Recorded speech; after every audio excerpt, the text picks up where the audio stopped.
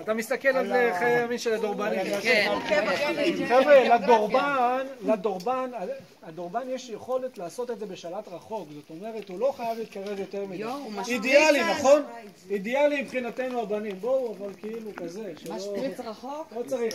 חבר'ה, 40 סנטים. 40 סנטים. זה עבר המין של הדורבן, הוא עושה את זה ברחוק. והם עושים את זה די הרבה בכל לילה. אגב, הוא חיה מונוגמית, זאת אומרת, הדורבן והדורבנית חיים יחד כל החיים, אין גירושים ואין החלפה של זוגות. בסדר? כן. זה קנה מידה יותר ארוך מהסערה הכי ארוכה. נכון. חבר'ה, הוא עושה את זה בין 8 ל-12 פעם ביום. אבל כל 40 סנטים, את החכוזים האלה לא סיפרתי. לא, זה בסדר, אתה עושה את זה מרחוק.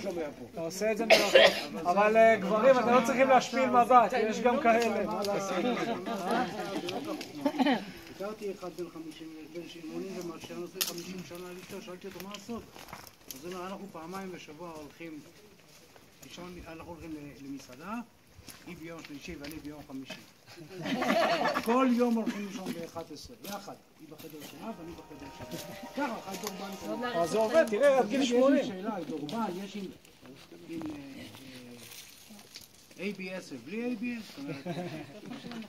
כן. זה המתקדמים, המודל החדש הוא עובד עם ABS. חבר'ה, מי שרוצה את אלה, אז מוזמן לקחת.